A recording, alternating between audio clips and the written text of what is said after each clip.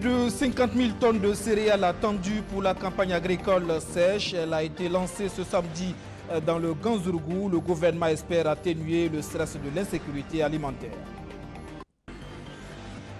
Les hommages de la communauté universitaire à 4 enseignants de l'unité de formation de recherche en sciences juridiques et politiques de l'université de Ouagadougou. Ils ont été admis à la retraite après des décennies d'engagement pour la qualité de l'enseignement supérieur. Voici pour les titres de ce 9h30. Bonsoir et merci de nous rejoindre. Des producteurs burkinabés invités à retourner aux champs. C'est la campagne agricole sèche qui commence. Elle a été lancée ce samedi dans le Ganzourgou. L'objectif est bien clair. Plus de 50 000 tonnes de céréales sont attendues et constituent l'espoir de minimiser la crise alimentaire due à la mauvaise saison humide qui vient de s'achever. Rémi Lambert est bien. Pas de répit pour les producteurs burkinabés qui vont répartir à l'assaut des terres nourricières à la faveur de la campagne agricole de saison sèche 2017-2018.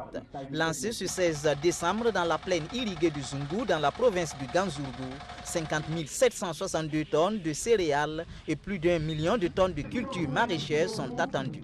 Une production censée pallier les 0,32% du déficit céréalier enregistré durant la saison humide. Et pour cela, le gouvernement ne veut pas lésiner sur les mesures d'accompagnement des producteurs. Vous voyez, c'est un appui que nous faisons aujourd'hui à partir du lancement de la campagne sèche à beaucoup de producteurs en intrant et puis aussi un accompagnement pour la maîtrise des nouvelles technologies et on a fait des dons de matériel et on dispose aussi de matériel agricole pour la production de saison sèche et faire en sorte que cette campagne puisse être un relais et combler le déficit céréalier.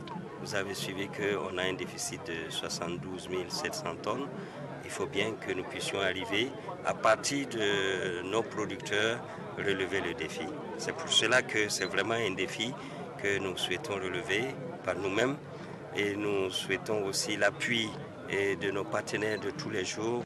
Au cours de cette cérémonie de lancement, du matériel et des intrants agricoles d'une valeur de 4 à 11 millions de francs CFA sont déjà remis à des groupements de paysans de la région du plateau central. Mais l'autre défi reste la disponibilité de l'eau après une campagne humide peu arrosée.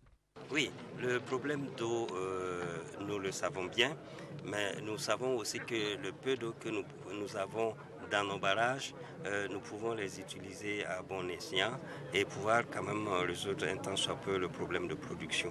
Il n'y a pas que la mobilisation à partir des barrages ou de l'eau en surface, il y a l'eau souterraine qui peut être utilisée à travers des forages, à travers des puits à grand diamètre, surtout pour la production maraîchère et toutes les opportunités que nous avons pour exploiter la ressource en eau, nous ferons en sorte que cette exploitation puisse bénéficier à la production de la campagne sèche.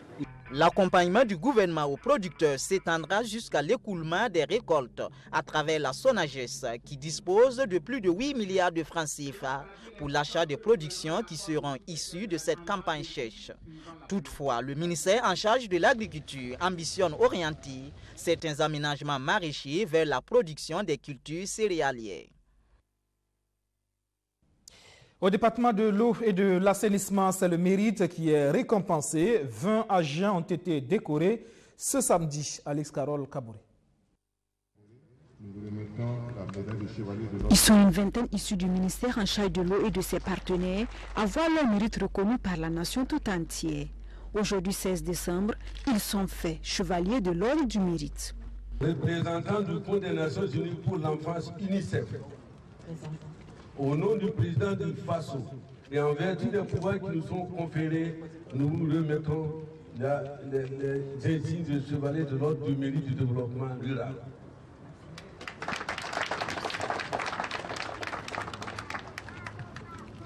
Ça représente beaucoup pour l'UNICEF qui est depuis près de 40 ans dans ce pays et qui se bat tous les jours pour la promotion et la protection des droits des enfants.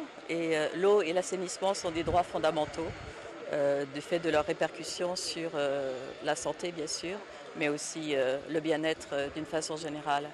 Donc c'est un grand honneur pour l'UNICEF que de recevoir cette décoration et Je peux dire que nous ferons vraiment l'impossible pour en mériter encore plus, si c'est possible d'en avoir plusieurs. Et vraiment, nous nous battrons encore aux côtés du gouvernement pour qu'il y ait plus encore d'enfants et de femmes et de familles qui aient accès à l'eau, à une eau potable et à l'assainissement. Depuis 27 ans que je travaille, et particulièrement dans le domaine hydraulique, ça fait 20 ans.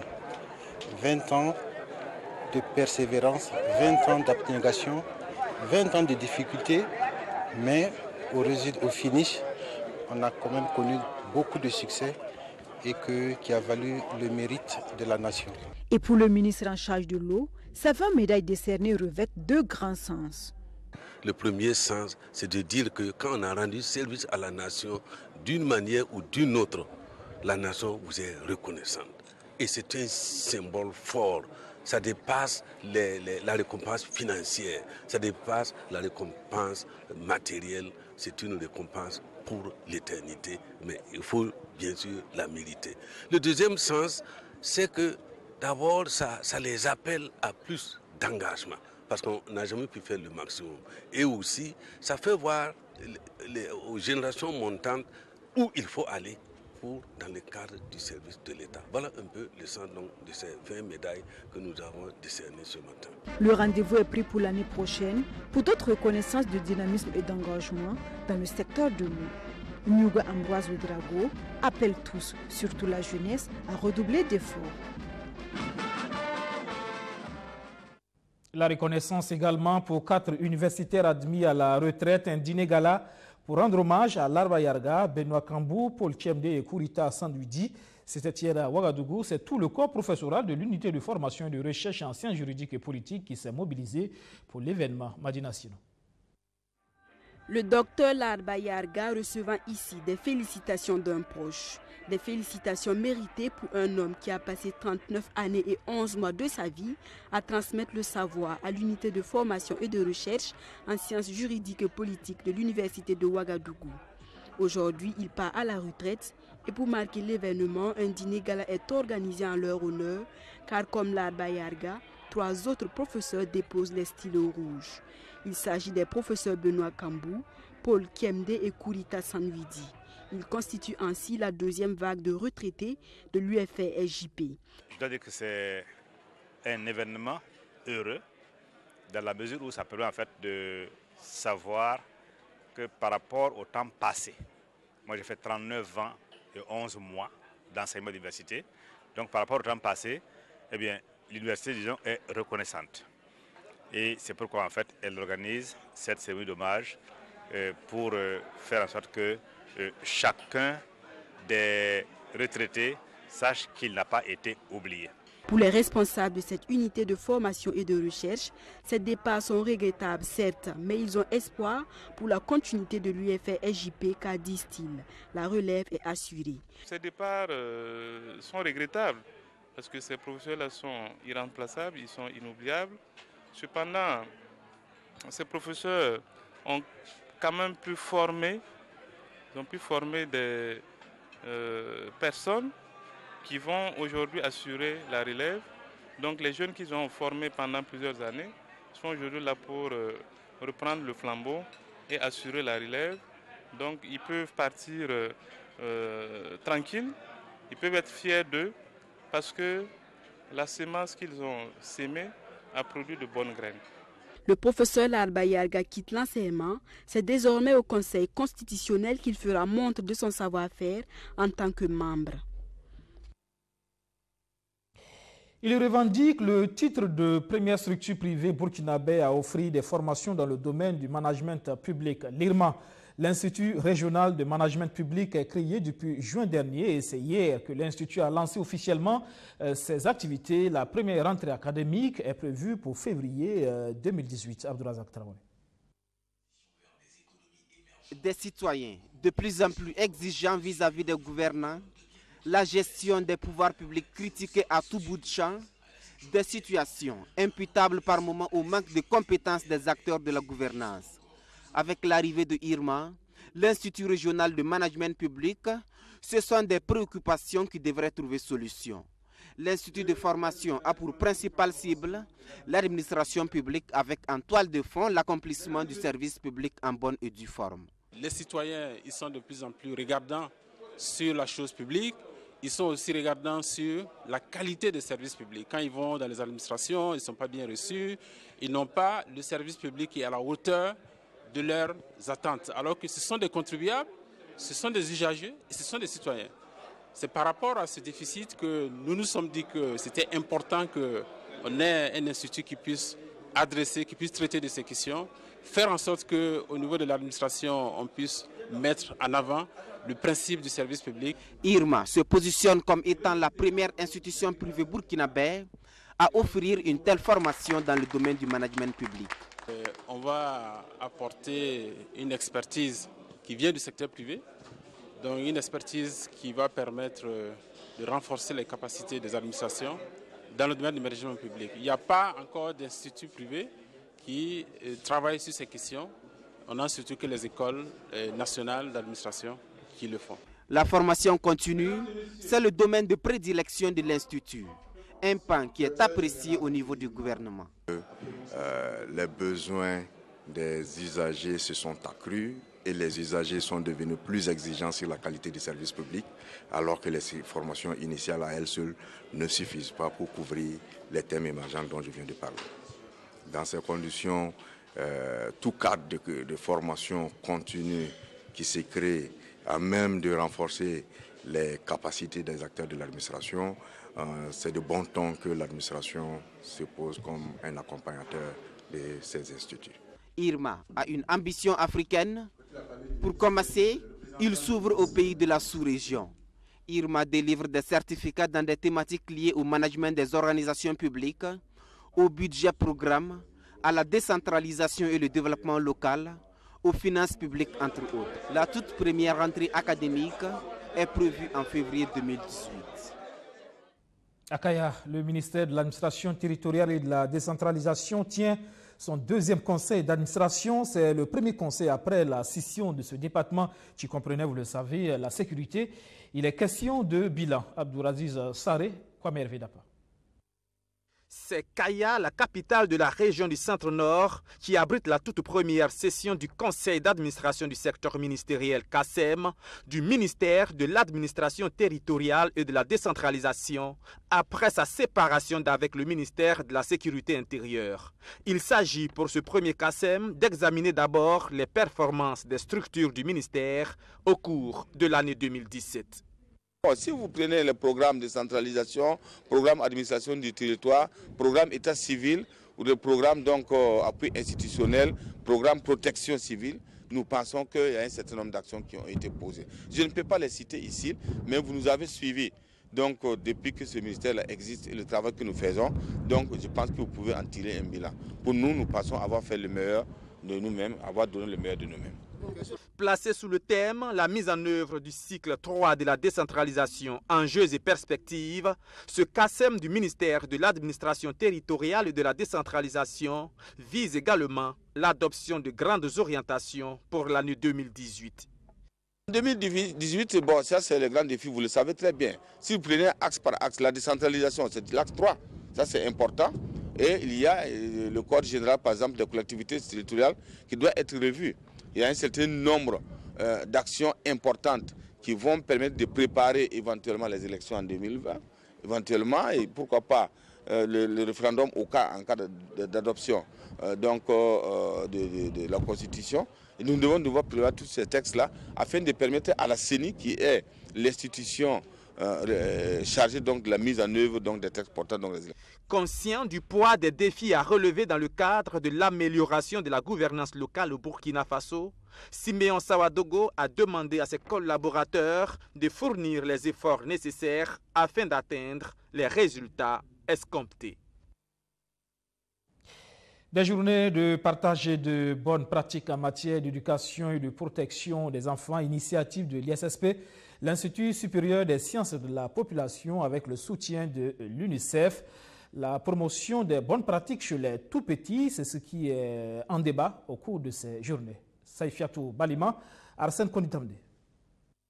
Chercheurs et acteurs de terrain dans le domaine de la protection de l'enfant réunis pendant 48 heures.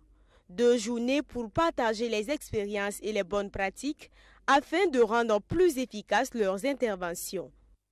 Malgré la diversité des acteurs et des interventions dans le domaine de l'enfance, il faut reconnaître que l'on manque souvent de connaissances et de recul suffisants pour apprécier les interventions les plus efficaces et celles qui peuvent être portées à l'échelle. Justement, identifier les bonnes pratiques qui impactent positivement et durablement la vie des enfants afin de les porter sur une plus grande échelle, c'est aussi l'objectif de cette rencontre initiée par l'ISSP, l'Institut supérieur des sciences de la population.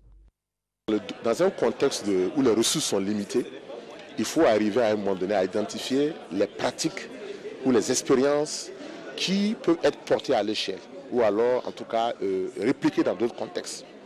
Voyez-vous, et cela demande de pouvoir documenter les expériences les mieux réussies.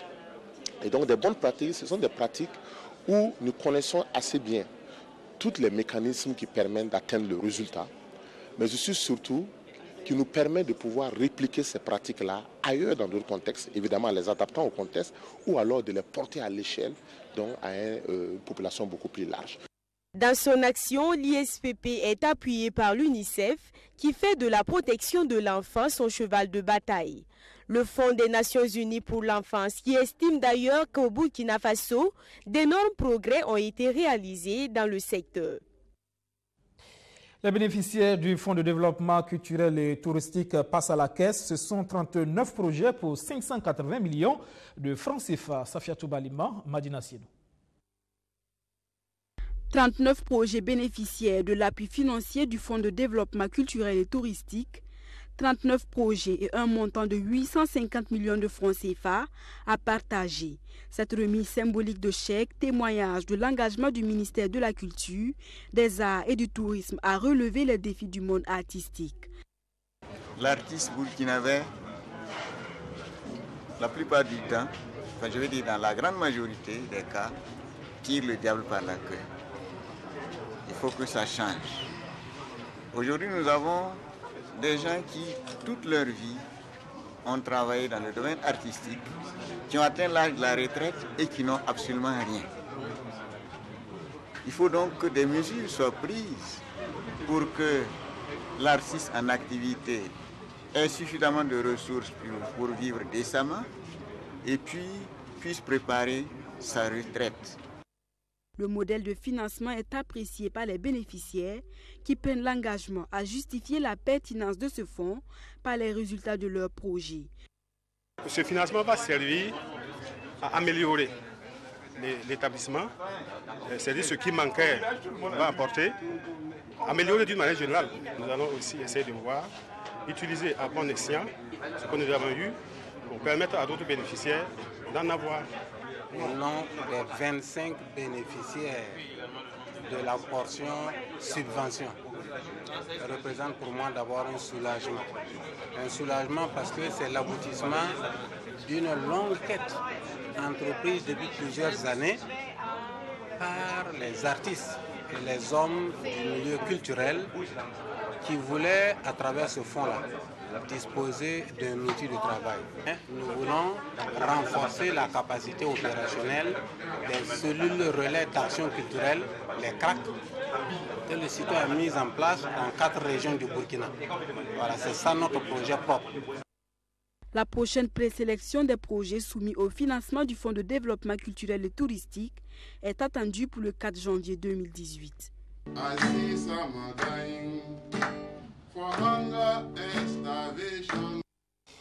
Avant de nous quitter, rendons-nous du côté de la Maison du Peuple à la découverte de merveilles. C'est la foire iranienne dans tous ses états, la foire qui bat son plein. Visite guidée avec Madina Sienou. Ces tapis, une spécialité de la République islamique d'Iran, ils sont faits à la main. En plus des tapis, des bijoux, des mobiliers de maison et décorations intérieures, des appareils électroménagers, des ustensiles de cuisine, bref, tout ce qu'il faut pour le bonheur à la maison. C'est la foire iranienne qui est de retour, une foire pour magnifier les relations de coopération entre le Burkina Faso et la République islamique d'Iran. Nous sommes depuis plus de 30 ans ici. Nous avons une ambassade, nous avons de bonnes relations avec nos frères burkinabés. Donc, c'est quelle raison que nous sommes ici. Bon, chaque année, nous organisons la foire iranienne et nous souhaitons aussi un jour les Burkinabés à Téhéran aussi organisent leur foire. On attend. Cette foire, en plus d'être une occasion pour les visiteurs burkinabés de remplir leur panier pour les fêtes de fin d'année, présente des avantages pour le ministère du Commerce, de l'Industrie et de l'Artisanat et partant pour le pays. Je pense véritablement que c'est des opportunités que le Burkina Faso doit pouvoir tirer. Parce que naturellement, si vous avez des produits qui sont de très bonne qualité, c'est aussi l'occasion pour nous de voir comment accompagner nos acteurs pour aussi aller vers l'amélioration aussi de la qualité de leurs produits afin que ceux-ci soient compétitifs sur le marché international. Des produits iraniens exposés à Ouagadougou et le Burkina Faso invité à venir présenter ses produits en Iran. Les autorités burkinabées y pensent, mais en attendant, le public est invité à venir découvrir les merveilles iraniennes du 13 au 27 décembre 2017 à la Maison du Peuple de Ouagadougou. Faites-y un tour. Voilà, c'est tout pour ce soir. Merci de m'avoir suivi. Demain, 19h30, je vous retrouve pour le 7 Info, l'essentiel de l'actualité de la semaine, avec le décryptage qui va avec. Excellent suite de programme sur notre chaîne. Bonsoir.